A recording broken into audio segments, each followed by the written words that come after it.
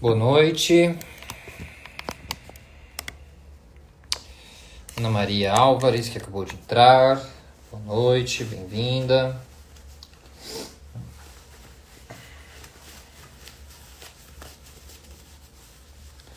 Carolina Trigues, essa mamãe, bem-vinda.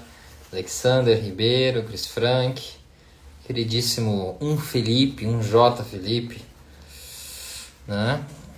Instituto, a Kailine Bono também, bem-vinda, boa noite, bom vê-la. Érica Almeida, Fábio, muito bem-vindos. Só mais alguns minutinhos. Não me manda esse coração não, viu? Se me mandar esse coração aí mexe com o meu coração aqui, né? Vamos dar só mais alguns minutinhos. Eu já começo a falar do tema da live de hoje. Maria Hungria também. Queridíssimo Felipe Alves aí. Nosso futuro professor da formação, da nova formação. Larissa Guerreiro, Marina, também bem-vindo, boa noite, minha querida Maria Hungria, bom vê-la, bom tê-la aqui conosco. Deixa eu colocar aqui. Muito boa noite, a Érica e Marina também, que me desejou boa noite, muito boa noite. Só mais 2 minutos aqui, Larissa também Guerreiro, já começamos, tá? Enquanto isso eu vou cumprimentando os que estão aqui. A live será sobre quais os primeiros passos de um psicanalista, tá? Vou falar bastante sobre a formação técnica, uma formação também um pouco mais informal, tá? Bastante coisa aí que eu vou falar hoje.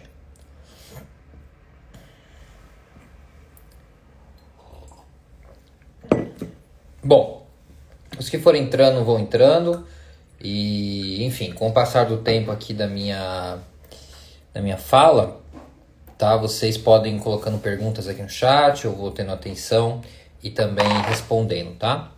Bom, uma vez mais, boa noite a todos, bem-vindos, né? Os que vão entrando aí, sintam-se já cumprimentados. Na live de hoje, que acho que a gente se encontrou da última vez faz pouco tempo também, a proposta é falar um pouco sobre quais os primeiros passos de um psicanalista, né? E assim, parece um tanto quanto óbvio falar que o primeiro passo de um psicanalista seria querer procurar uma formação em psicanálise ou análise, mas eu gostaria de procurar, na verdade, pensar outros 2 lugares antes de nós irmos assim para uma qualidade apenas mais técnica, formal. Procurar uma escola, procurar um analista e tudo mais. Porque assim, eu não sei o quanto vocês estão familiarizados, o quanto está claro a todos que estão aqui, mas a psicanálise ela tem, né, cada vez mais ali sido conhecida, né? Então, tem uma historiadora francesa chamada Elisabeth Roginesco que ela vai dizer que a psicanálise ela vai sobrevivendo por modas. Então ela teve uma moda quando ela surgiu, depois teve uma outra moda nos anos 60 na França, e hoje a psicanálise está em moda no Brasil. Estar em moda basicamente presume uma ideia de estar em evidência. Então não é difícil você ir numa livraria e encontrar um texto de um psicanalista, né, ou de uma psicanalista. Então, assim, e você vê, por exemplo, vídeos do YouTube, canais de comunicação, por exemplo, uma presença de um psicanalista. Ainda assim, por mais que a psicanálise esteja em evidência, esteja numa vitrine em algum lugar, ela ainda é muito desconhecida, né, por acho que boa parte da massa ali, da população brasileira. Até se formos fazer uma comparação com a psicologia em si, né, a maioria das pessoas vai procurar um psicanalista sem saber necessariamente como é um psicanalista, o que ele trabalha, o que ele faz, como é a sua formação. Né? É raro a gente encontrar pessoas que já têm esse lugar anterior do como funciona o trabalho de um psicanalista, como é, enfim. Mesmo assim, ela está em evidência, ela está em moda. E aí, quando alguém conhece a psicanálise, geralmente, se for de uma boa transmissão, uma transmissão séria, gera um primeiro encantamento. A pessoa fica muito, né, deslumbrada, como eu também fiquei a primeira vez que eu ouvi, a primeira vez que eu tive contato. Porque aquilo é um saber muito, muito interessante, né? Pega sobre todas as relações humanas, relações afetivas, de amizade, profissional. Basicamente, ela se parece muito com a filosofia, então vai fazer você pensar muito sobre si, sobre a vida, sobre o outro, deixando bem claro que ela não tem nada a ver com filosofia. Mesmo assim, a psicanálise é deslumbrante. A psicanálise ela tende a encantar, principalmente no primeiro momento que você a encontra, ou que você a escuta. Ok, você tem esse primeiro encantamento. Daí a pessoa decide que ela vai querer se tornar um psicanalista. Ela vai ver, fazer uma pesquisa breve, escutar um outro profissional, vai descobrir que precisa fazer um curso de psicanálise, né? Já que a psicanálise não tem graduação, é sempre importante pontuar, tá? A psicanálise não tem uma graduação de faculdade, infelizmente a instituição, ou as instituições que assim o fazem, elas estão numa contramão de um senso que vem desde a orientação freudiana e perpassa a história da psicanálise e a psicanálise em outros países do mundo também. Enfim, então você vai procurar um curso de psicanálise que tem ali 2 a 4 anos de duração, minimamente, e você vai fazer análise pessoal, faz o curso, faz análise, faz supervisão e tcharam, você se vira um psicanalista. Eu queria trazer algo para vocês que não é bem assim, tá? E eu vejo que muita gente acaba se frustrando, muito rapidamente até, por, primeiramente, né, não conseguir ter os pacientes, não conseguir montar sua clínica. Para quem quer ir para a área acadêmica, assim, para quem dar aulas, não consegue dar aulas em escolas da vida, em graduações, pós-graduações, que seja. Mas tem um porquê muito claro do porquê isso acontece. Tem uma razão muito clara do porquê isso acontece. Então eu queria começar em 2 lugares, depois a gente vai para a formalização técnica. Como é que a gente mede uma boa formação, uma boa análise, uma boa supervisão. Primeiro, a primeira coisa que eu diria para alguém que diz assim, Henrique, eu queria me tornar psicanalista. Eu ouvi falar do Freud, eu ouvi falar do Lacan, eu ouvi falar de outro autor, e eu acho que é isso. Eu tenho 2 recomendações. Eu falo o seguinte, meu caro, minha querida, eu recomendo você um dia, talvez não do seu âmbito familiar, porque né, não sei a relação familiar de cada um, o seu mundo afetivo, mas eu recomendo que um dia você vá na praça onde você mora, vá num parque que for, vai num trabalho social, e veja se você consegue ficar 1 hora escutando alguém. Sem falar nada, primeiro. Você vai ficar ouvindo alguém falar, seja lá do que for, por 1 hora. Sem emitir nenhum juízo de opinião. Esse é o primeiro teste. Vê como você se porta. Vê se você consegue ficar escutando alguém por 1 hora. Sem emitir opinião. Sem se colocar ali. Sem dizer o que você acha. Primeiro teste. Segundo teste, veja se você consegue ter uma distância mínima entre aquilo que o outro está te falando e aquilo que você acha que ele deveria estar fazendo. Veja se você consegue ter uma distância mínima e veja se quando você vai fazer uma pontuação, uma pergunta, uma afirmação, você consegue manter essa distância. Ou seja, você consegue não se envolver com o discurso que você está escutando. Você consegue não se derramar ali uma primeira emoção que vem.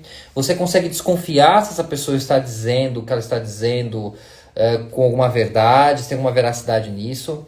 Se você consegue escutar alguém de uma forma não fria, porque a psicanálise não é frio. Eu desconfio, eu discordo muito disso. Mas se você consegue escutar alguém com a distância necessária para fazer pontuações importantes e que não são pontuações a nível pessoal. Você consegue fazer uma pontuação e que possivelmente você discorde, isso é algo fundamental para um psicanalista. Então esse primeiro lugar de teste, eu acho que é muito bem-vindo, é muito válido. Eu digo para qualquer pessoa, quer se tornar um psicanalista, quer saber como é que a gente trabalha, muito mais do que você passar um dia com um psicanalista, sei lá, ver um dia a dia pelas redes sociais, é você fazer isso. É você encontrar alguém do seu seio, do seu círculo social ou não, ver o quanto você consegue escutar alguém em silêncio e depois, quando for falar, o quanto você consegue ter uma distância e não se envolver afetivamente, emocionalmente com aquilo que está falando. Isso já é um bom sinal. E dependendo do resultado, você já vai ter ali um indício. O segundo, eu acho que isso é o mais importante, eu recomendo, né, é até um olhar mais pessoal mesmo, uma crítica, é o seguinte. Tudo bem, né, a indumentária, a estante, tudo isso ajuda na construção de uma imagem, né, que muitas vezes se associa ao psicanalista com uma figura intelectualizada. Tudo bem, eu entendo isso, também estou inserido mais ou menos nessa bolha. Mas assim, tem algo que é muito mais importante e que eu vejo que é uma inversão aí, principalmente no nosso campo psicanalítico. A pessoa vai lá, quer ser psicanalista. Ela faz a sua escola, ela faz um pouco da sua análise.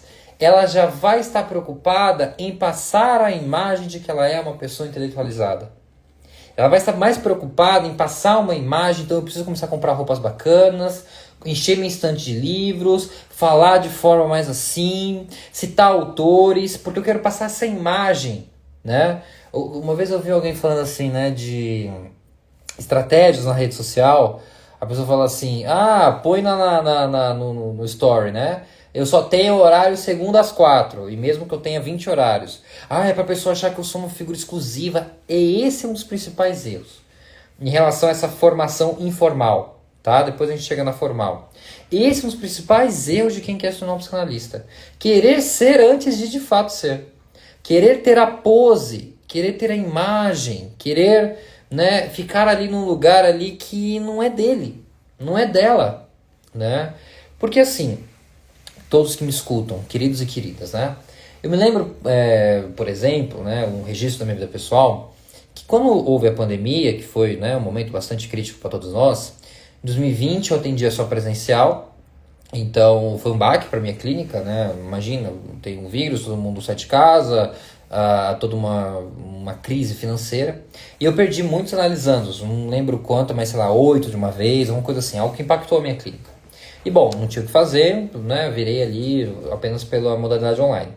Eu fiz um voto comigo mesmo em 2020 que me marcou muito, que foi o seguinte. Bom, se estou com 8, 10 pacientes a menos, quer dizer que estou com 8, 10 horas a mais no meu dia. Eu falei o seguinte, comigo mesmo, em 2020, eu me disse, eu vou me preparar, eu vou me educar, eu vou me profissionalizar e eu vou estudar o quanto eu conseguir estudar, ler o quanto tiver que ler, escutar o quanto tiver que escutar, nesse momento que agora eu estou com a agenda livre, há alguma disponibilidade. É claro, cada um sabe da sua situação financeira e tudo mais, estou falando da minha, né? Em que malemar eu consegui me manter. Mas assim, essa decisão de eu estudar muito, aproveitar esse tempo, eu colho até hoje. Porque quando as pessoas começaram a me procurar, por causa da pandemia, passou aqueles meses, sabe, assim, abril, maio, junho, os piores meses da pandemia, quando começou a retomar pouco a pouco, eu vou chamar assim, esse mercado da psicanálise, da economia, né, que envolve a psicanálise, quando as pessoas passaram a me procurar, eu estava preparado. E essa foi a chave, essa foi a virada, e eu colho isso até hoje, é um método que eu procuro fazer até hoje. O que acontece muito nessa formação informal do psicanalista é que o psicanalista ele não está preparado para atender. E ele só fica preocupado na captação. Gente, é muito importante, eu não sou um grande conhecedor disso, mas sei que é importante, você publicar nas redes sociais, você fazer investimentos no Google. Tem várias ferramentas hoje que ajudam no marketing digital para o psicanalista. Perfeito.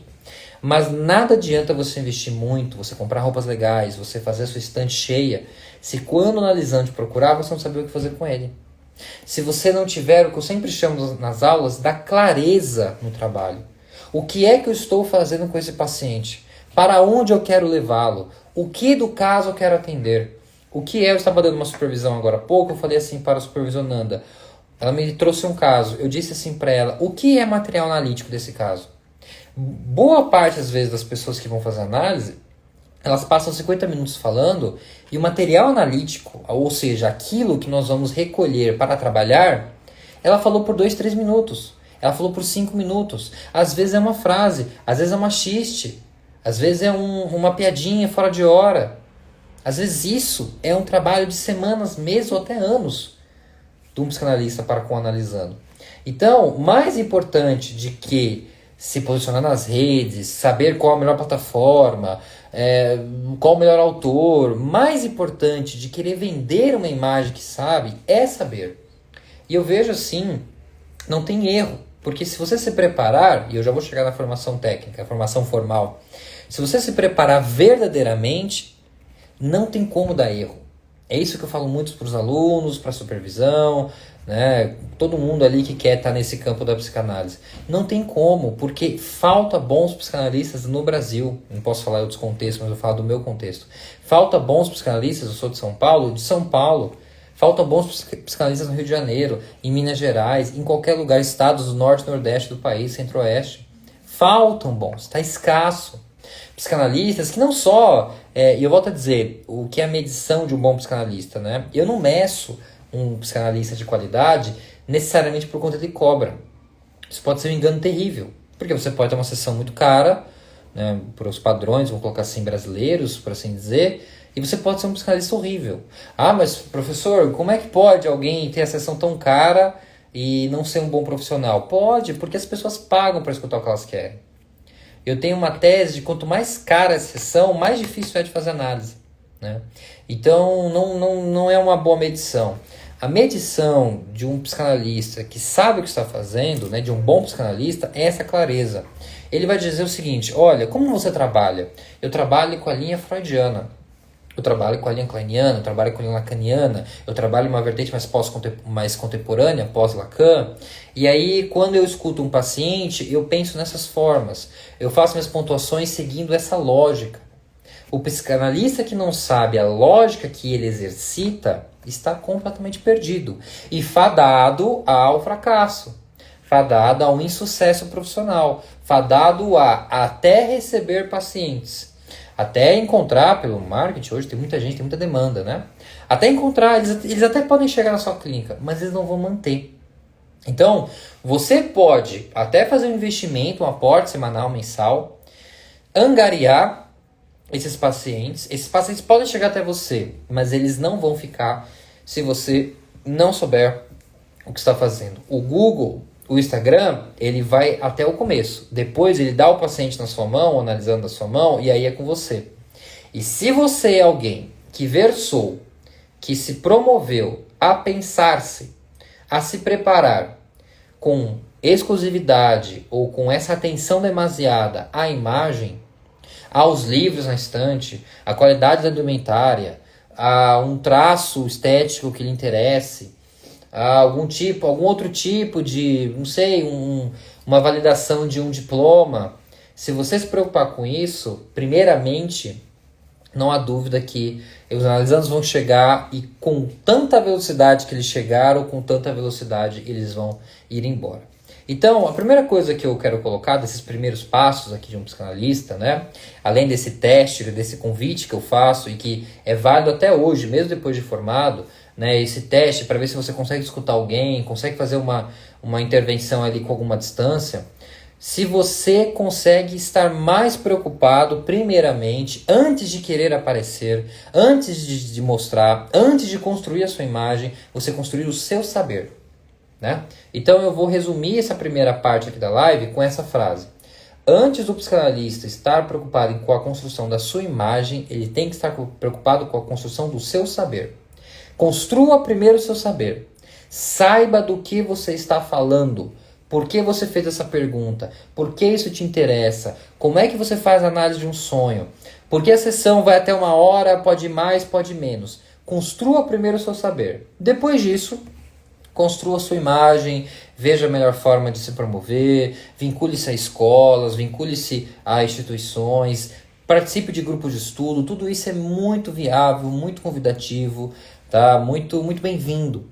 Mas eu vou ser taxativo: se não houver uma construção do saber a priori, anterior, nada vai valer, porque você vai ter a construção da sua imagem, vai ter um Instagram maravilhoso, vai ter um Facebook bem feito, vai ter melhores publicações nos Googles da vida e não vai saber o que está fazendo. E aí, o analisando vai perceber isso e fatalmente não haverá uma análise, tá? Fora outros pormenores que podem colocar. Bom, então essa aqui foi a minha primeira exposição sobre essa formação informal, dos passos, né, dos primeiros passos que um psicanalista dá. Falando agora da formação formal, essa daí que você vai nas escolas, que você pode estar procurando, né, até mesmo alguém aqui, se já não é formado, queira se formar. Olha, a primeira coisa que quando a gente vai falar de escola de psicanálise, tá? Eu já adianto, caso alguém aqui não saiba, a psicanálise ela não tem uma regulamentação institucional como tem a psicologia. Os psicólogos eles têm o CRP, eles respondem a essa instituição. Então eles têm todo um código de ética, né, bem estabelecido, divisão de valores, atendimento e tudo mais. Como a psicanálise é desprovida dessa regulamentação, e tem que assim continuar, isso é um projeto psicanalítico histórico desde Freud, tá? Então não é um problema a psicanálise assim. Como ela não tem essa regulamentação, ela permite que qualquer pessoa, em qualquer contexto e com qualquer intenção, abra uma escola de psicanálise. Então, vamos dizer que aqui alguém está me vendo pela primeira vez aqui, caiu sem querer nessa live, gostei de você, eu quero abrir uma escola de psicanálise. Você pode abrir uma escola de psicanálise amanhã, se você quiser. Ninguém vai bater na sua porta. Ninguém vai encher seu saco, ninguém vai te denunciar. Podem falar mal, pode dizer que você não é sério, mas assim, não haverá uma força institucional para proibi-lo. Então, isso permite que boas pessoas bem intencionadas façam e abram boas escolas e façam bons trabalhos, e permite que pessoas mal intencionadas também assim o façam, tá? Então, a gente tem que colocar que esse é um cenário existente, um cenário atual da psicanálise brasileira.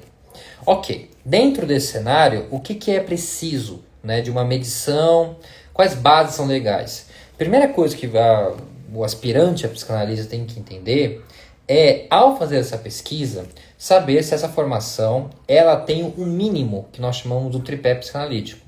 O tripé consiste em teoria pessoal, né, os estudos contínuos, análise pessoal obrigatória, não facultativa, não é uma opção fazer análise, é uma obrigação fazer análise. O analista se forma na clínica, isso é algo basilar do pensamento lacaniano e também psicanalítico. E a supervisão, supervisões individuais e supervisões coletivas. Tem que ter esse tripé. Eu vi um que não tem o tripé, não é a escola boa. Eu vi um que a análise não é obrigatória. Corra, não é um lugar sério. Primeiro ponto, então o tripé psicanalítico.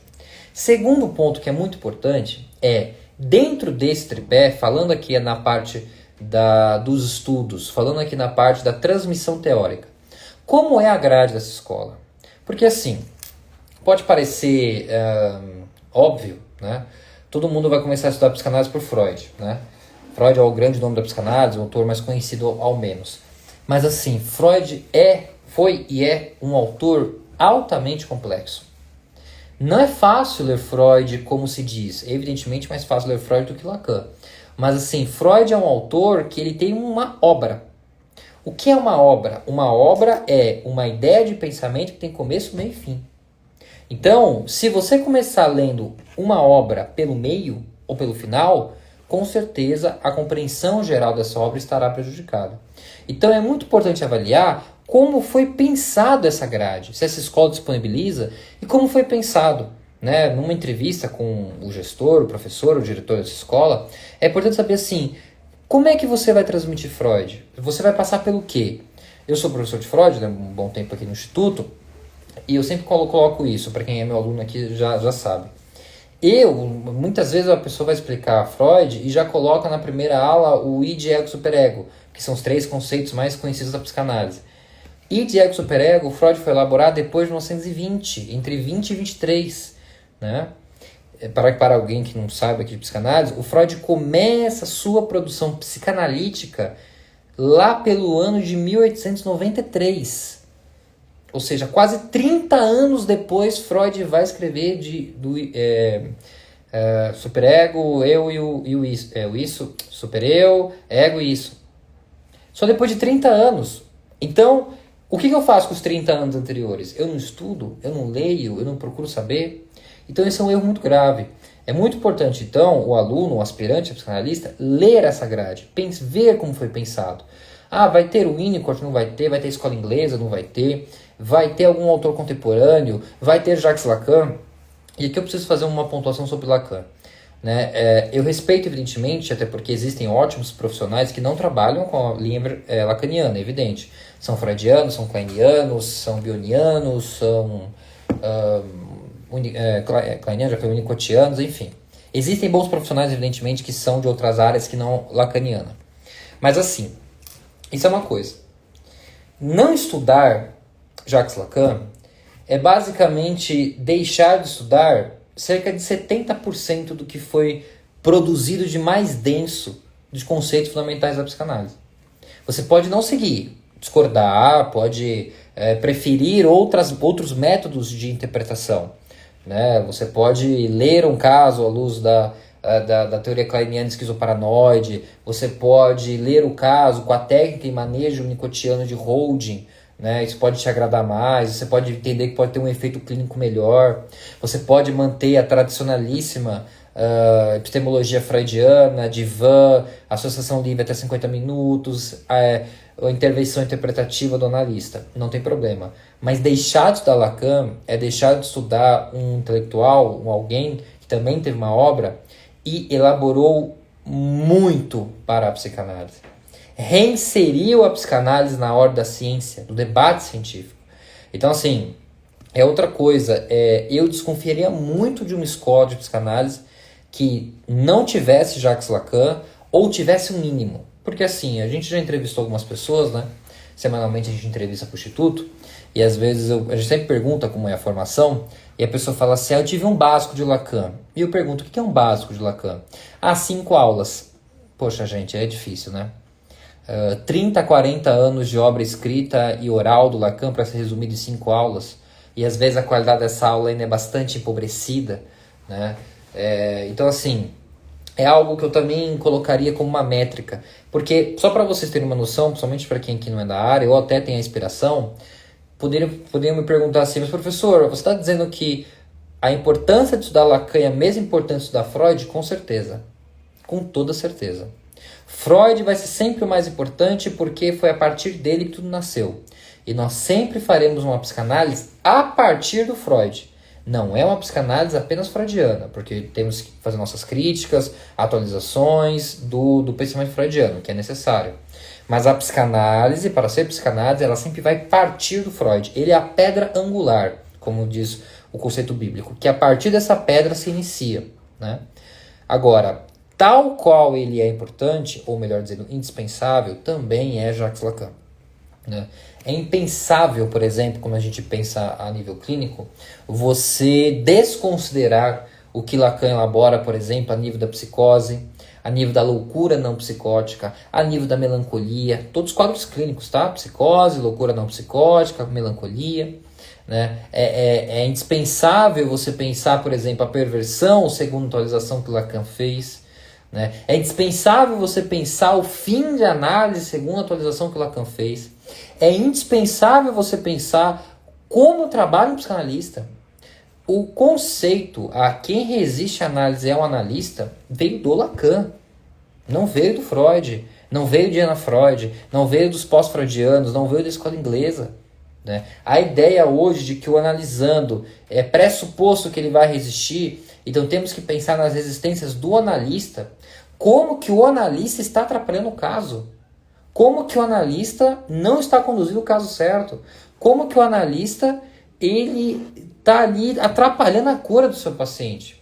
Você dizer que não é importante saber disso é secundário, né? Ou uma escola dizer que é secundário isso é muito complicado, tá? Então, assim, é uma outra medição, tá? Não só ter o tripé, mas essa grade, e essa grade estar minimamente balanceada entre os dois grandes pensamentos, dois grandes autores da psicanálise, tá? Seja do seu início, Freud, e dessa atualização, renovação e nova proposta, né? Porque quem disse que o Lacan apenas continuou Freud, não, o Lacan criou algo novo, tá? É indispensável.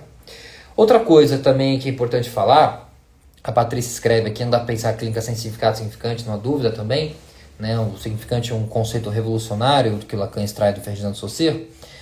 Fala da qualidade da análise, né? Como eu estava dizendo anteriormente, eu estava falando sobre a qualidade do analista, agora eu falo da qualidade da análise. Existem algumas métricas que a gente pode ter, ou que nós tentamos medir, tentamos pensar.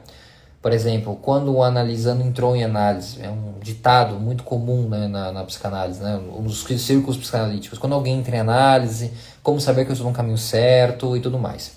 Primeira coisa, então, para nós pensarmos, para nós estipularmos, né, uma métrica. Porque eu acho que é legal ter a métrica, porque a métrica é uma orientação. A análise, ela está tendo efeito analítico ou meramente terapêutico? Professor, qual a diferença do efeito analítico e efeito terapêutico? Efeito terapêutico é o seguinte, depois que eu falo algo que estava carregado, que eu estava querendo dizer, eu tenho uma sensação de alívio, eu sinto um bem-estar, eu sinto que eu tirei um peso de mim. Isso é terapêutico. Isso você pode ter com o seu amigo, com o seu cônjuge, com um líder religioso, com Uber, num bar, com o estranho. Efeito terapêutico não é o efeito procurado numa análise. O efeito procurado numa análise, chamo de efeito analítico, é aquele efeito que vai provocar mudanças significativas na vida da pessoa. Vai provocar reflexão para além da obviedade. Já leio aqui, Ronei, o que você comentou.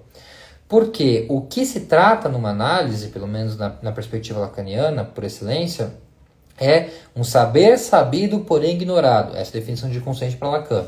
Então, nós estamos atendendo pessoas que detêm saberes, mas essas pessoas estão ignorando esses saberes. Não querem nada saber desses saberes. Como vai dizer, essa é uma definição de neurose. O neurótico é o fantasma da neurose é não quero saber disso. Então, eu tenho que trabalhar sob essa ignorância. Isso que eu analisando desejo evitar. Aí vai ser o meu trabalho. Aquilo que ele ignora. É nisso que eu pontuo. Então, se não há uma atenção para isso, a análise não é uma análise, né? Então, o material de trabalho, o efeito analítico é quando eu faço uma pontuação, eu trabalho algo com esse paciente que necessariamente ele não quer. Então, olha como pode haver um efeito contrário ao alívio. É claro que a análise não é um lugar, eu discordo muito dessa ideia que a análise é um lugar de dor, falar de sofrimento. A análise é para falar o que vem à cabeça, para falar o que ignora. Se você ignora algo que leva a sofrimento, falaremos disso, mas não só. Olha a diferença do efeito analítico para o efeito terapêutico. O efeito terapêutico você sempre vai sentir melhor. No efeito analítico, muitas vezes você vai se sentir angustiado, você vai estar reflexivo, desamparado. Mas o desamparo, a reflexão e a angústia, elas estão amparadas, suportadas, em conjunto, partilhadas com esse analista. Então você tem um profissional para lhe auxiliar, pelo menos assim deveria. E o mais importante, é apenas através desses contatos, com essas emoções, com essas reflexões, que você conseguirá dar um destino diferente à sua vida. Que você conseguirá mudar. A análise não é para quem quer sentir melhor. A análise é para quem quer mudar. Então isso tem que ficar muito claro, pelo menos conceitualmente. A análise não é um espaço que eu vou lá falar de coisas mais ou menos desconfortáveis e eu vou ouvir umas frases legais, ele vai dizer algo. Não, a análise é um espaço para pessoas que querem mudar radicalmente suas vidas. E hoje elas não sabem como. Elas desconfiam, elas intuem, mas elas não sabem como. O analista vai ser aquele que vai ajudá-las a descobrir como elas podem mudar de vidas, para vários vetores, várias possibilidades dentro da sua vida. Então tem esse primeiro campo. Uma análise boa é uma análise que procura não apenas servir a fins terapêuticos, de alívio, de bem-estar, mas sim a fins analíticos, em que vai passar por esses campos, mas vai gerar uma profunda transformação, tá? Primeiro ponto. Segundo ponto a respeito da qualidade da análise, né? Muito se fala do conceito da livre associação e se fala sob uma perspectiva um pouco equivocada. Veja, lá o básico do Freud, conceitualmente, livre associação consiste em permitir, convidar o paciente analisando a falar tudo aquilo que lhe vem à mente de forma menos despudorizada, menos crítica possível. Definição basilar freudiana. Se eu assim o deixar, se o analista sempre deixar o paciente falar o que vem à sua cabeça, mais ou menos, esse analisando não fará uma análise. Porque, senhoras e senhores, mesmo pagando, mesmo encontrando várias vezes por semana, o analisando vem a análise para não fazer análise. Isso é um grande barato que a gente descobre com o tempo de clínica. As pessoas procuram profissionais online ou presencialmente, para não fazer análise, né? Então, assim, para resistir, para fugir, para não se conectar com aquilo que lhe causa mal-estar, com aquilo que faz com que ele questione a ideia que tem de si mesmo, que é boa parte do trabalho analítico. Então, uma boa análise é uma análise que um analista sabe conduzir a sessão, sabe conduzir a livre associação. Ainda no exemplo da minha supervisionanda, que eu dei há pouco, eu falei assim para ela, ela contou um caso de uma analisanda dela que sempre fala de um mesmo assunto, está há 7 meses falando desse mesmo assunto. E ela disse assim, eu não sei o que fazer. Eu disse a ela está falando 7 meses do mesmo assunto muito por parte sua. Muito por você estar aquecendo, você está concordando com que ela fique repetindo. E não confundindo, né? Não confundamos. Uma coisa é a repetição, que aparece em sintomática, em vários contextos, que o analista tem que estar atento para descobrir as repetições inconscientes. Isso é uma coisa. Outra coisa é quando analisando o uso dessa repetição para não livre associar. Como bem diz Clarice Lispector, uma palavra é mentira da outra. Quando eu uso uma palavra, eu não uso outra. Então, existem muitos analisandos, para não dizer a regra, e que eles vão usar a livre associação contra a livre associação. Eu vou falar um monte de coisa, eu vou passar aqui 50 minutos, 1 hora falando, não se preocupe, mas não é porque está falando por quase 1 hora sem parar que está fazendo análise. Então, é dever do analista conduzir a cura. É dever do analista interromper muitas vezes, dizer o seguinte, fulano, fulana, volta, eu quero que você fale disso. Não, mas eu tô falando da minha relação com meu pai. Não, mas agora eu quero que você fale da relação com a sua irmã. Mas agora é necessário você falar isso que aconteceu ontem na sua vida. Agora eu quero saber como é que foi o primeiro dia na sua escola. É importantíssimo, porque o analisando se deixar, ele vai resistir. Ele vai se afastar do processo que nós entendemos como cura, ou até do que eu estava dizendo anteriormente, desse efeito analítico, tá? Então é dever do psicanalista. Isso aqui é uma boa medição também para você que faz análise ou atende, não importa, para saber também. Eu estou no meu processo analítico. Eu estou falando aquilo que eu tenho que falar, eu estou trabalhando em questões que eu quero evitar, questões que eu quero ignorar. E aqui o analista está ciente disso. E o analista está fazendo as pontuações necessárias. Porque senão, gente, falando assim, bem franco, né, o bem da verdade, a análise, ela é um experimento que é muito fácil virar um bate-papo. Virar conversa de amigos, principalmente se há afinidades entre analista e analisando.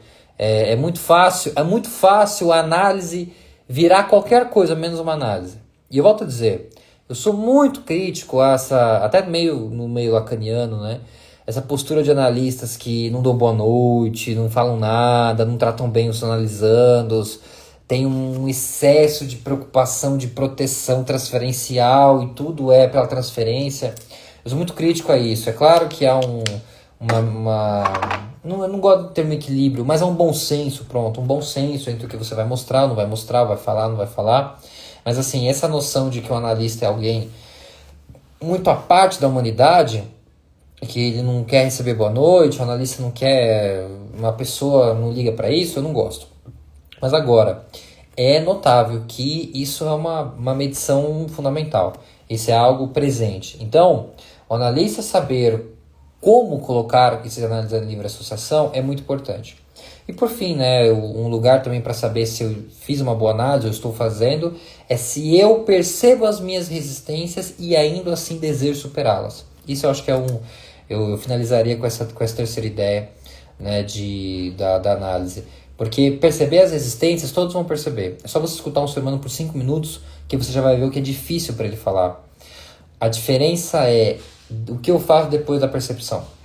O que eu faço depois que eu descobri, eu estou falando e me ouvindo, falando e me ouvindo, e eu percebi que aquilo que eu pensava daquela pessoa não era bem assim. Que aquilo que eu pensava de mim mesmo não é bem assim.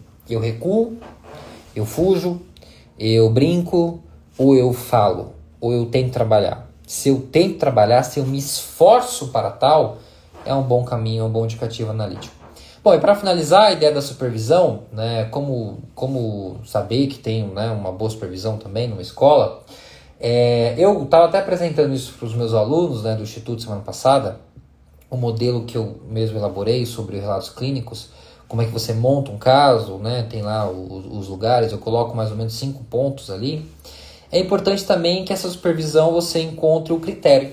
Né? Então, quais os critérios adotados por esses analistas que conduzem aí, geralmente analistas mais experientes nas sessões, quais os critérios? Eles ouvem um caso e eles vão mudando muito, eles usam o que o paciente precisa, eles vão de acordo com a banda, não sabem muito bem como se fala, tem pontuações que são rudes, grosseiras, pontuações que não se encontram ali com o respeito, com a ética do que a psicanálise sempre se fez urgente. Então, esse critério também é bem bacana. E às vezes, né, muitas pessoas que não têm um primeiro contato, né, ou na verdade só tem um primeiro contato, é importante às vezes transitar um pouco entre as escolas para você ter um mínimo de efeito comparativo e ter alguma clareza, né, volto a dizer esse termo na clareza, a respeito do que é uma condução, do que é uma pontuação, de como é o trabalho de um psicanalista. O Roney escreve aqui: creio que a maior dificuldade do estudo da clínica lacaniana é a própria questão teórica. Esse flerte com os matemas acaba trazendo a ideia de uma teoria apartada da aplicabilidade. Então, Roney, o que é interessante? Os matemas do Lacan, né? Os matemas são tentativas lógicas que o Lacan elaborou de escrever, né, uma teoria com um conceito matemático, uma equação, com uma álgebra, né, por assim dizer. Isso é uma álgebra lacaniana. Então, a fórmula do fantasma é uma equação, né? A fórmula que usa o nome do pai é outra equação. Isso, Roney, é muito importante, tá? Em muitos lugares, inclusive clínicos. Agora, o que existe, eu não vou ser irresponsável em dizer que não, existe um setor, uma área do pensamento lacaniano que nós ainda estamos estudando, ainda estamos investigando, em que hoje eu estou mais ao lado, eu estou mais no campo de uma quase implacabilidade, não é implacabilidade, não aplicabilidade, melhor dizendo, na clínica, tá? Do que o oposto. Ou seja, aparentemente existem alguns conceitos da clínica lacaniana e que eles não têm alguma validade própria na clínica. Entretanto, tem validade quando está relacionado ao discurso científico. Então, teve algumas coisas que o Lacan elaborou, por exemplo, como o conceito de gozo, em que depende do recorte que você fizer, você consegue aplicá-lo na clínica. Mas boa parte do que aparentemente ele quis produzir não tem efeito clínico tão forte assim, pelo menos como nós pensávamos. Mas tem um efeito epistemológico forte. Posiciona a psicanálise frente à ciência de forma muito bem estabelecida, tá? Então, eu concordo com você, realmente existe alguns lugares aí da psicanálise lacaniana que é difícil você ver uma aplicação, mas muitos matemas são importantes, tá? Muitos mesmo, gráficos são importantes para a compreensão de discurso, modalidades de sofrimento e até a atuação do analista, mas existe sim uma parte no pensamento lacaniano que ele não é muito aplicável assim como uma validação clínica, tá? Bom, falei bastante aqui, já se foi quase nosso tempo. Caso vocês tenham dúvidas, perguntas, comentários aqui sobre a formação do analista, o passo a passo, alguma coisa que eu falei, podem comentar, né? Enquanto isso, enquanto alguém comenta, enquanto alguém coloca aqui a sua consideração, se é que terá, só isso, o Instituto mesmo aqui já colocou. Nós estamos aqui com uma quarta turma de formação, com muita alegria, anunciando. Nossa primeira turma de formação se encerra agora, né, no mês de agosto. E nós estamos já na nossa quarta, vai começar quarta-feira, às 20 horas, com o professor Felipe Alves, que participou aqui do começo da nossa live. Tem o Instagram dele, quem quiser verificá-lo. Um professor maravilhoso, de muito fôlego, de muito critério, e que ele vai pegar ali os 6 primeiros meses da transmissão do ensino freudiano, tá? Então nós teremos aqui nossa formação em psicanálise do Instituto, uma formação de 2 anos, uma formação que considero, né, bastante completa. Nós estudamos Sigmund Freud, estudamos Donald Winnicott como representante da escola inglesa, Françoise Dolto como a representante do pensamento francês, da escola francesa em crianças e adolescentes, e evidentemente Jacques Lacan. Psicanálise contemporânea, que é a psicanálise pós-Lacan, principalmente com recorte das últimas 2 décadas, e também com atenção para a situação, realidade social brasileira, e 2 módulos chamados técnicas de atendimento que visam, uma vez mais, auxiliar o aluno a compreender como trabalha um psicanalista, por que ele fica em silêncio, o que é a transferência, como lidar com o dinheiro e todos os pormenores que aparecem diariamente na clínica, tá? Nossa formação também, ela já conta com uma supervisão, então no valor final você já vai ser inserido dentro de um grupo de supervisão, então desde o começo do seu curso você já vai estar supervisionado, vai saber como que os analistas trabalham, trazem casos clínicos, as pontuações, vai ter a chance de escutar casos reais, evidentemente, todos ali, né, com nomes fictícios e tudo mais, mas assim, como é um caso real, como que um analista trabalha, né, e também a partir do final do módulo técnico de atendimento e do módulo de Freud, com a liberação de horas mínimas que nós exigimos por parte de um analista para com o analisando aluno, você já vai entrar na nossa clínica social também. Então é uma formação que em 2 anos, além de você estudar o que eu compreendo de um mínimo ali aceitável para você começar a carreira, você também já vai ter a sua supervisão e também o estágio. Já vai saber, já vai aprender, botar a mão na massa, saber ali diariamente como é escutar pessoas dos mais variados níveis, mais variados discursos e também o que fazer com tudo isso, né? Galileu escreveu aqui, recomendo, muito obrigado, meu querido Galileu, nosso aluno do Instituto já de tempos, né? Mas é isso, eu deixo aqui ainda, temos ainda um tempo, caso não tenham perguntas aqui, colocações, reforço que o Instituto está aí com a sua 4ª turma de formação. Quem tiver interesse pode me mandar um direct no meu Instagram mesmo, no Instagram do Instituto. Nós já temos toda a nossa equipe preparada aí para fazer o redirecionamento. E no mais, senhoras e senhores, eu, antes de começar a agradecer a audiência, eu só queria reforçar algumas coisas que eu falei aqui, né? Procurem, tenham critério, comparem, escutem de outras pessoas, escutem o que se fala das escolas por aí, dos profissionais. Procurem, porque assim, é muito fácil ser enganado, né? A Marina colocou, funciona como uma pós ou um curso de formação livre. Curso de formação livre, tá, Marina? É como se fosse um curso técnico, né? De 2 anos, 2 a 4 anos, no nosso caso são 2 anos. Então ele tem o efeito e o peso de um curso livre, tá? Uma formação livre. Depois de 2 anos, com todos os cumprimentos, você ganha um certificado e pode atender Brasil afora a sua clínica presencial ou online, tá? Então não é uma pós-graduação, não tem peso de pós-graduação, tem peso de um curso de formação livre, tá? 2 anos. Quando terá uma pós? Boa pergunta, Galileu. Eu, o Thiago, né, e os professores também, nós já ventilamos uma ideia dessa, mas por enquanto ainda não. Por enquanto a gente ainda vai ficar em cursos livres, grupos de estudo.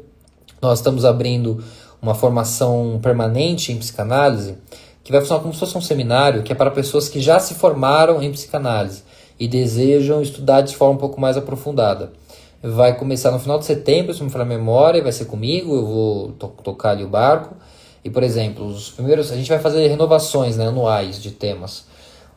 Nesse primeiro ano, nós vamos fazer um retorno a Freud, né, a Lacan, e nós vamos estudar 6 textos que eu selecionei por 2 meses cada texto, ou seja, com alguma profundidade, já que na formação a gente consegue aprofundar tanto, para nós vermos o que é válido ainda do pensamento freudiano na clínica. Então, o que já caiu, o que ficou obtuso, o que nós não usamos mais, o que ainda é muito válido, o porquê ele escreveu o que ele escreveu. Então, a gente está fazendo uma formação permanente, esse é o nome, só que para pessoas que já se formaram, então é um pouco mais avançado, tá?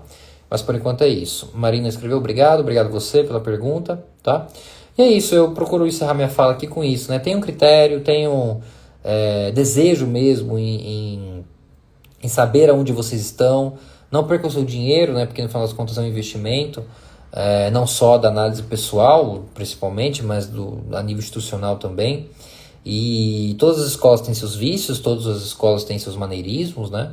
Todo mundo é feito por pessoas, as pessoas sempre vão falar coisas inapropriadas, colocar os pés pelas mãos, é isso que nos faz sermos pessoas em algum lugar, né? Então a contradição é algo inerente, também muito importante da experiência humana, mas assim, você pode se contradizer, você pode uma vez ou outra falar uma bobagem, mas que isso seja a exceção, que isso seja um episódio e não seja a regra, não seja a parte da instituição, não seja a parte do pensamento, não seja o critério, né? Então, avaliem escolas com método, avaliem análise com esses pontos que eu coloquei, supervisão com esses pontos que eu coloquei, que eu não tenho dúvida que todos aqueles que se ofertarem, né, o desejo de tornarem psicanalistas, né, essa profissão tão interessante, tão complexa, de atuação tão simples, né, liga a câmera com alguém, encontra alguém 1 ou 2 vezes por semana, mas de um impacto tão inestimável, um impacto tão incomensurável, a gente nunca sabe o quanto que nós incidimos, ajudamos a melhorar ou às vezes piorar também a vida das pessoas. Então realmente eu, né, sou muito realizado com o meu trabalho. Eu também sou professor de psicanálise, mas assim, Antes de ser professor de psicanálise, eu fui psicanalista por 2 anos, um pouco, acho que a partir do segundo ano, metade do segundo ano eu comecei a dar aula. E eu já era realizado só como psicanalista e, é claro, como eu gosto de transmitir o que eu sei, alguma coisa que eu sei, então eu também gosto da área de professar o saber. Mas assim, é uma profissão muito interessante, é uma profissão em alta no Brasil e que assim, que se você chegar até ela com as intenções corretas e com esse critério que eu estou colocando aqui, você tem tudo para ser muito bem sucedido, seja lá o que isso significar, porque muda, né? Mas viver o que eu chamo de uma vida digna. Isso eu garanto a qualquer pessoa. Você conseguirá viver uma vida digna, uma vida autônoma, uma vida dos seus horários e uma vida em que você tem uma convicção, né? Porque eu acho que isso que passa, de que você está fazendo um trabalho em que ele é um trabalho que realmente, olha, eu não vou dizer assim que ele muda a vida das pessoas, né? Mas que, se bem feito, tem um impacto que eu acho que só o analista pode causar na vida de alguém, tá? Ansioso por quarta, o Gu, né? Não sei se é Gustavo, enfim, Guilherme, que legal, acho que é o nosso aluno, ansioso também para chegar a quarta. O Ronê escreve fazendo um off-topic aqui. Eu fiz uma previsão na época do Divan sobre a música brasileira e ela se concretizou. Quero meu VAR da Heineken. Boa, Ronê. Bom, depois você cobra institucionalmente outros canais lá. Bom, queridos e queridas, eu agradeço imensamente a audiência de vocês. Espero ter sido claro, espero ter solucionado aí, apontado alguns caminhos interessantes. Quem tiver dúvidas, comentários, quiser acrescentar, sou aqui bastante acessível, pode entrar em contato comigo. E é isso, nós vamos para uma próxima live, que eu não sei quando será, nem qual tema. Deixo aqui, quem quiser também fazer sugestões de lives para eu trazer. A gente vai fomentando esse canal do Instagram aqui em conjunto. Meu muitíssimo obrigado pela audiência e nos vemos numa próxima live. Tá bem? Vou encerrar aqui. Uma boa noite a todos, uma excelente semana a todos nós, psicanalistas ou não. Obrigado, pessoal. Até a próxima.